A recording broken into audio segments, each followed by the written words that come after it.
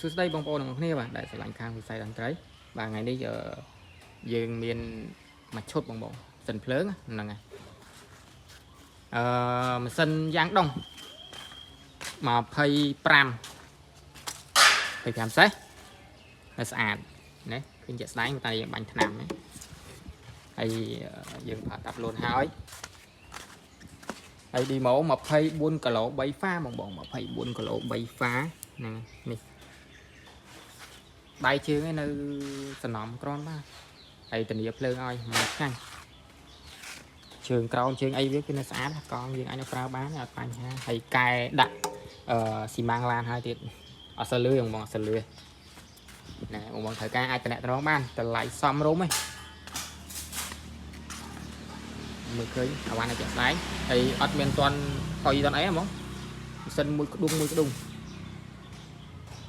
យើងមើលជាក់ស្ដែងមកហ្វាបានប៉ុន្មានពេលខ្ញុំសើច្បាស់នេះដឹងតែ24គីឡូ3ហ្វាហ្នឹងហើយយើងកែដាក់នេះហើយអស់ហើយតចេញ2ហ្វា3កតុយហើយហ្នឹងតែបញ្ជាក់ហ្មងខ្សែនេះអត់ទក់ទេយើងមានតែមួយឈុតឌីម៉ូសិនភ្លើងទេហ្នឹង